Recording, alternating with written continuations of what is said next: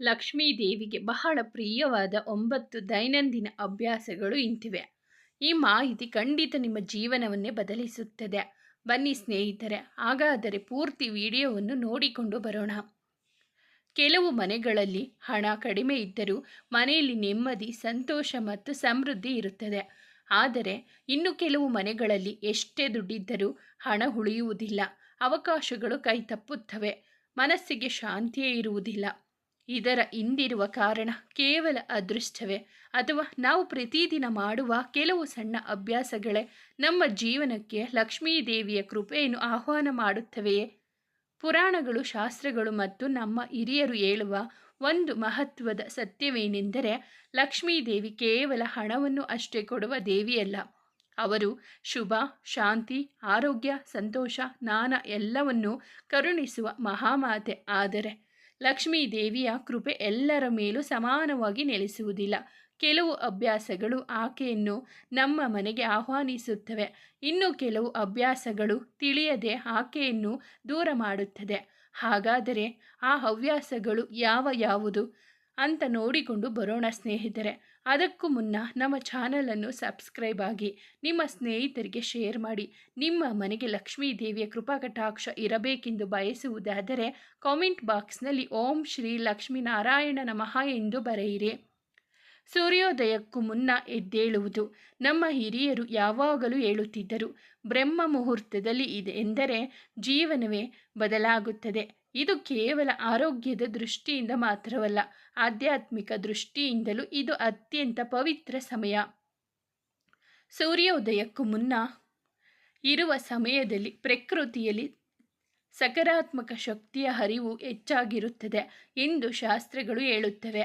ಈ ಸಮಯದಲ್ಲಿ ಮನಸ್ಸು ಅತ್ಯಂತ ಶಾಂತವಾಗಿರುತ್ತದೆ. ಧ್ಯಾನ, ಜಪ, ಪ್ರಾರ್ಥನೆ ಅಥವಾ ದೇವರ ಸ್ಮರಣೆ ಮಾಡಿದರೆ ಅದರ ಫಲ ಅನೇಕ ಪಟ್ಟು ಹೆಚ್ಚಾಗುತ್ತದೆ ಎಂದು ನಂಬಲಾಗಿದೆ. ಲಕ್ಷ್ಮೀ ದೇವಿ ಸ್ವಚ್ಛತೆ, ಶಿಸ್ತು ಮತ್ತು ಸಮಯ ಪಾಲನೆಯನ್ನು ಇಷ್ಟಪಡುತ್ತಾರೆ ಎಂಬ ನಂಬಿಕೆಯೂ ಇದೆ. ತಡವಾಗಿ ಎದ್ದು ದಿನವನ್ನು ಗೊಂದಲದಿಂದ ಆರಂಭಿಸುವುದಕ್ಕಿಂತ ಬೆಳಗ್ಗೆ ಬೇಗ ಎದ್ದು ಮೊದಲು ದೇವರನ್ನು ಸ್ಮರಿಸಿ, ನಂತರ ಮನೆಯ ಬಾಗಿಲು ತೆರೆದು ಮನೆಯೊಳಗೆ ತಾಜಾ ಗಾಳಿ ಮತ್ತು ಬೆಳಕು ಬರಲು ಅವಕಾಶ ಮಾಡಿಕೊಡುವುದು. ಇದು ಮನೆಯಲ್ಲಿ ಸಕಾರಾತ್ಮಕ ವಾತಾವರಣವನ್ನು ನಿರ್ಮಾಣ ಮಾಡುತ್ತೆ. ಇದು ಕೇವಲ ಧಾರ್ಮಿಕ ನಂಬಿಕೆ ಮಾತ್ರವಲ್ಲ, ಮಾನಸಿಕವಾಗಿ ನೆಮ್ಮದಿ ಉಂಟಾಗುತ್ತದೆ. ನಮ್ಮ ನಿರ್ಧಾರಗಳು ಉತ್ತಮವಾಗುತ್ತೆ. ಉತ್ತಮ ನಿರ್ಧಾರಗಳು ಉತ್ತಮ ಅವಕಾಶಗಳನ್ನು ತರುತ್ತದೆ.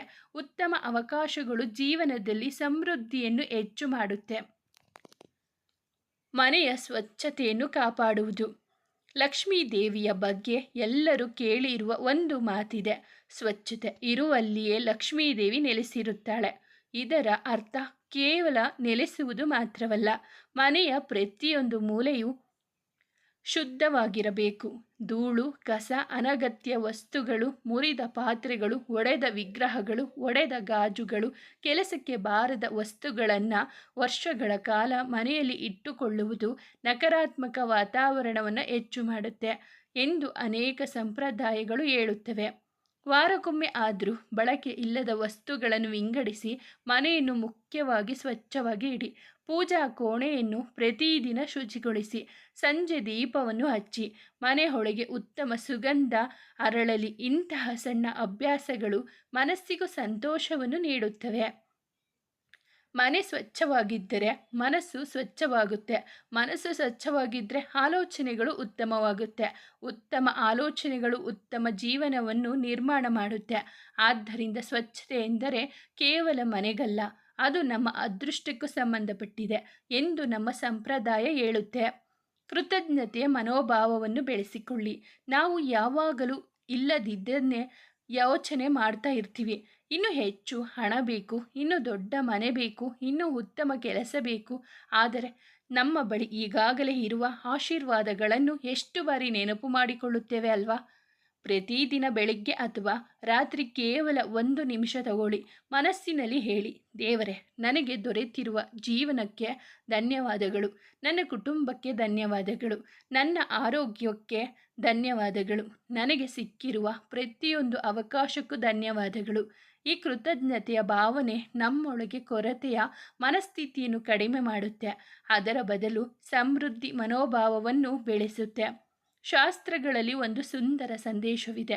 ಕೃತಜ್ಞತೆಯಿಂದ ಸ್ವೀಕರಿಸುವವನಿಗೆ ಇನ್ನಷ್ಟು ಆಶೀರ್ವಾದಗಳು ದೊರೆಯುತ್ತದೆ, ಏಕೆಂದರೆ ಕೃತಜ್ಞತೆ ಎನ್ನುವುದು ಲಕ್ಷ್ಮೀ ದೇವಿಗೆ ಅತ್ಯಂತ ಪ್ರಿಯವಾದ ಗುಣಗಳಲ್ಲಿ ಒಂದಾಗಿದೆ. ಆದ್ದರಿಂದ ಪ್ರತಿಯೊಂದು ಕೇವಲ ಒಂದೇ 1 ನಿಮಿಷವಾದರೂ ಧನ್ಯವಾದ ಹೇಳುವ ಹವ್ಯಾಸವನ್ನು ಬೆಳೆಸಿಕೊಳ್ಳಿ. ನಿಮ್ಮ ಮನಸ್ಸಿನಲ್ಲಿ ಬದಲಾವಣೆ ಆರಂಭವಾಗುವುದನ್ನು ನೀವೇ ಅನುಭವಿಸುತ್ತೀರಾ. ಪ್ರತಿದಿನ ಒಂದು ಸಣ್ಣ ದಾನ ಮಾಡುವ ಅಭ್ಯಾಸ. ಹಣ ಹೆಚ್ಚು ಇದ್ದರೆ ಮಾತ್ರ ದಾನ ಮಾಡಬೇಕು ಎಂದು ಅನೇಕರು ಭಾವನೆಯನ್ನು ಇಟ್ಟುಕೊಂಡಿದ್ದಾರೆ. ಶಾಸ್ತ್ರಗಳು ಹೇಳುವುದೇನೆಂದರೆ, ದಾನದ ಮೌಲ್ಯ ಅದರ ಮೊತ್ತದಲ್ಲಿ ಇಲ್ಲ, ಅದರ ಹಿಂದಿರುವ ಭಾವನೆಯಲ್ಲಿದೆ. 1 ಹಣ್ಣು, 1 ರೊಟ್ಟಿ, 1 ಗ್ಲಾಸ್ ನೀರು, 1 ಪುಸ್ತಕ, 1 ಸಸಿ ಅಥವಾ ಒಬ್ಬ ಅಗತ್ಯವಿರುವ ವ್ಯಕ್ತಿಗೆ ನೀಡುವ ಸಣ್ಣ ಸಹಾಯ ಕೂಡ ದಾನವೇ. ನಮ್ಮ ಸಂಪ್ರದಾಯದಲ್ಲಿ ದಾನವನ್ನು ಲಕ್ಷ್ಮೀ ದೇವಿಯ ಆಶೀರ್ವಾದವನ್ನು ಉಳಿಸಿಕೊಳ್ಳುವ ಮಾರ್ಗವೆಂದು ಪರಿಗಣಿಸಲಾಗುತ್ತದೆ.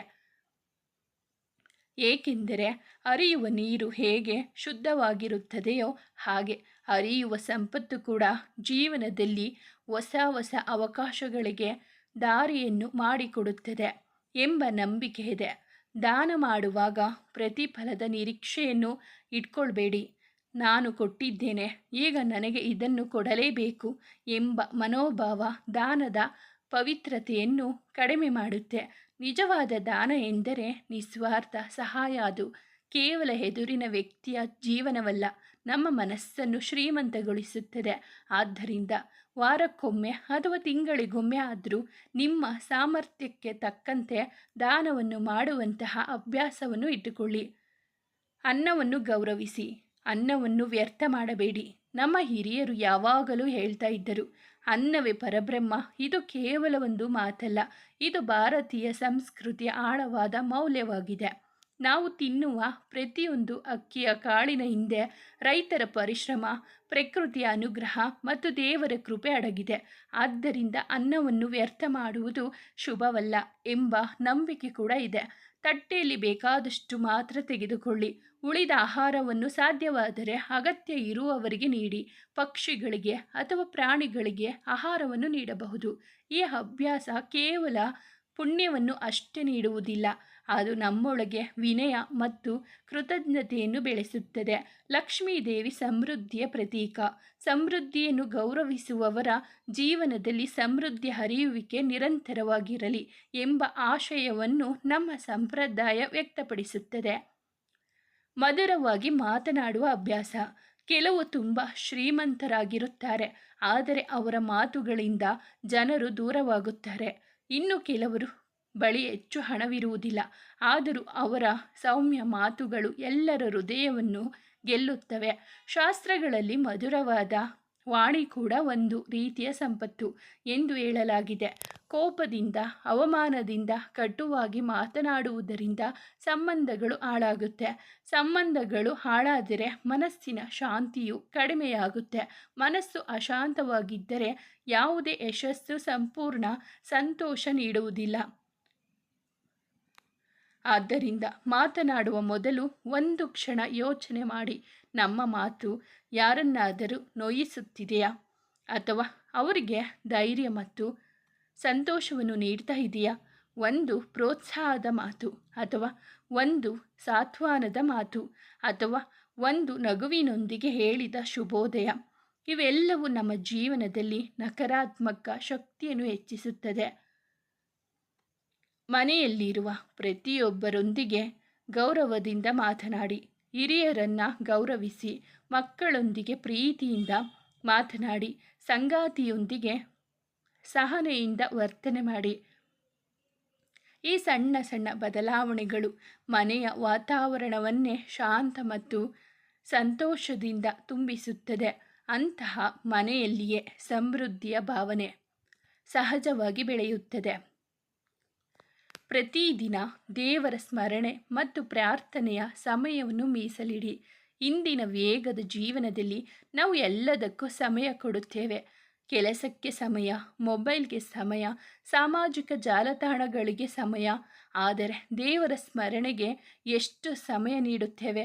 ಪ್ರಾರ್ಥನೆ ಎಂದರೆ ಕೇವಲ ಏನನ್ನಾದರೂ ಕೇಳಿಕೊಳ್ಳುವುದು ಅಲ್ಲ, ಅದು ನಮ್ಮ ಮನಸ್ಸನ್ನು ಸ್ಥಿರಗೊಳಿಸುವ ಸಾಧನೆ. ಬೆಳಿಗ್ಗೆ ಎದ್ದ ಕೂಡಲೇ ಅದು ರಾತ್ರಿ ಮಲಗುವ ಮೊದಲು ಕೇವಲ 5 ನಿಮಿಷ ದೇವರ ಸ್ಮರಣೆ ಮಾಡಿ. ಓಂ ಶ್ರೀ ಲಕ್ಷ್ಮೀ ದೇವಿಯೇ ನಮಃ ಮಂತ್ರವನ್ನು ಭಕ್ತಿಯಿಂದ ಜಪಿಸಬಹುದು, ಅಥವಾ ನಿಮಗೆ ಇಷ್ಟವಾದ ಯಾವುದೇ ದೇವರ ನಾಮಸ್ಮರಣೆಯನ್ನು ಮಾಡಬಹುದು. ಪ್ರಾರ್ಥನೆಯ ಸಮಯದಲ್ಲಿ ನಿಮ್ಮ ಮನಸ್ಸನ್ನು ಶಾಂತವಾಗಿರುತ್ತದೆ. ಆ ಕ್ಷಣದಲ್ಲಿ ಹಣ, ಕೆಲಸ ಅಥವಾ ಸಮಸ್ಯೆಗಳ ಬಗ್ಗೆ ಯೋಚಿಸದೆ ದೇವರ ಕೃಪೆಗೆ ಕೃತಜ್ಞತೆಯನ್ನು ಸಲ್ಲಿಸಿ. ಇಂತಹ ಅಭ್ಯಾಸವು ಮನಸ್ಸಿನ ಒತ್ತಡವನ್ನು ಕಡಿಮೆ ಮಾಡುತ್ತೆ, ನಿರ್ಧಾರಗಳನ್ನು ಸ್ಪಷ್ಟಗೊಳಿಸುತ್ತದೆ, ಅಂತರಂಗದಲ್ಲಿ ಧೈರ್ಯ ಮತ್ತು ಆಶಾವಾದವನ್ನು ಬೆಳೆಸುತ್ತೆ. ಮನಸ್ಸು ಸ್ಥಿರವಾಗಿದ್ದಾಗ ಅವಕಾಶಗಳನ್ನು ಗುರುತಿಸುವ ಸಾಮರ್ಥ್ಯವು ಹೆಚ್ಚಾಗುತ್ತೆ. ಮನೆಯ ಹಿರಿಯರನ್ನು ಗೌರವಿಸಿ, ಅವರ ಆಶೀರ್ವಾದವನ್ನು ಪಡೆಯಿರಿ. ನಮ್ಮ ಸಂಸ್ಕೃತಿಯಲ್ಲಿ ಒಂದು ಸುಂದರ ಮಾತಿದೆ, ಹಿರಿಯರ ಆಶೀರ್ವಾದವೇ ಜೀವನದಲ್ಲಿ ದೊಡ್ಡ ಸಂಪತ್ತು. ತಾಯಿ, ತಂದೆ, ಅಜ್ಜ, ಅಜ್ಜಿ, ಗುರುಗಳು, ಮನೆಯ ಹಿರಿಯರು ಇವರು ಕೇವಲ ಕುಟುಂಬದ ಸದಸ್ಯರಲ್ಲ, ಅವರ ಅನುಭವವೇ ನಮ್ಮ ಜೀವನಕ್ಕೆ ಮಾರ್ಗದರ್ಶನ. ಬೆಳಿಗ್ಗೆ ಹೊರಗೆ ಹೋಗುವ ಮೊದಲು ಹಿರಿಯರಿಗೆ ನಮಸ್ಕಾರ ಮಾಡುವ ಅಭ್ಯಾಸವನ್ನು ಬೆಳೆಸಿಕೊಳ್ಳಿ. ಅವರ ಆಶೀರ್ವಾದವನ್ನು ಪಡೆಯಿರಿ. ಅವರ ಮಾತುಗಳನ್ನು ತಾಳ್ಮೆಯಿಂದ ಆಲಿಸಿ.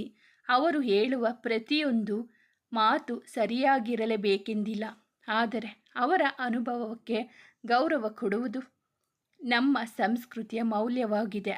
ಹಿರಿಯರ ಸಂತೋಷದಿಂದ ಮನೆಯ ವಾತಾವರಣವು ಹಗುರವಾಗಿರುತ್ತದೆ. ಕುಟುಂಬದಲ್ಲಿ ಪ್ರೀತಿ ಕೂಡ ಹೆಚ್ಚುತ್ತೆ. ಪ್ರೀತಿ ಇರುವ ಮನೆಯಲ್ಲಿಯೇ ನೆಮ್ಮದಿ ನೆಲೆಸುತ್ತೆ. ನೆಮ್ಮದಿ ಇರುವಲ್ಲಿಯೇ ನಿಜವಾದ ಸಮೃದ್ಧಿಯ ಅನುಭವ ದೊರೆಯುತ್ತದೆ. ಆದಾಯಕ್ಕಿಂತ ಕಡಿಮೆ ಖರ್ಚು ಮಾಡುವ ಶಿಸ್ತು ಬೆಳೆಸಿಕೊಳ್ಳಿ. ಲಕ್ಷ್ಮೀ ದೇವಿಯ ಕೃಪೆ ಎಂದರೆ ಕೇವಲ ಹೆಚ್ಚು ಹಣ ಗಳಿಸುವುದಲ್ಲ, ಗಳಿಸಿದ ಹಣವನ್ನು ವಿವೇಕದಿಂದ ಬಳಸುವ ಜ್ಞಾನವೂ ಆಗಿದೆ. ಇಂದು ಅನೇಕರು ಚೆನ್ನಾಗಿ ಸಂಪಾದನೆ ಮಾಡುತ್ತಾರೆ, ಆದರೆ ತಿಂಗಳ ಕೊನೆಯಲ್ಲಿ ಕೈಯಲ್ಲಿ ಏನೂ ಉಳಿಯುವುದಿಲ್ಲ. ಕಾರಣ ಅನಗತ್ಯ ಖರ್ಚು, ತಕ್ಷಣದ ಆಸೆಗಾಗಿ ತೆಗೆದುಕೊಳ್ಳುವ ಸಾಲ, ಇತರರನ್ನು ನೋಡಿ ಮಾಡುವ ವೆಚ್ಚ. ಇವು ನಿಧಾನವಾಗಿ ಆರ್ಥಿಕ ಒತ್ತಡವನ್ನು ಹೆಚ್ಚಿಸುತ್ತದೆ. ಪ್ರತಿ ತಿಂಗಳು ನಿಮ್ಮ ಆದಾಯದಿಂದ ಸ್ವಲ್ಪ ಹಣವನ್ನು ಉಳಿಸುವ ಅಭ್ಯಾಸವನ್ನು ಬೆಳೆಸಿಕೊಳ್ಳಿ.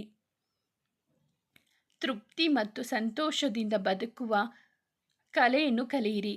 ಇದು ಬಹುಶಃ ಎಲ್ಲ ಅಭ್ಯಾಸಗಳಿಗಿಂತ ದೊಡ್ಡ ಅಭ್ಯಾಸ. ಇಂದು ಮನುಷ್ಯನ ಆಸೆಗಳಿಗೆ ಅಂತ್ಯವೇ ಇಲ್ಲ. ಒಂದು ಮನಸ್ಸಿದ್ದರೆ ಇನ್ನೊಂದು ಮನೆ ಬೇಕು, ಒಂದು ಕಾರು ಸಿಕ್ಕರೆ ಇನ್ನೊಂದು ದೊಡ್ಡ ಕಾರು ಬೇಕು, ಒಂದು ಗುರಿ ತಲುಪಿದರೆ ಮತ್ತೊಂದು ಗುರಿ ಕಾಣಿಸುತ್ತದೆ. ಆಸೆಗಳು ತಪ್ಪಲ್ಲ, ಆದರೆ ಆಸೆಗಳು ನಮ್ಮ ಸಂತೋಷವನ್ನು ಕಸಿದುಕೊಳ್ಳುವಷ್ಟು ದೊಡ್ಡದಾಗಬಾರದು.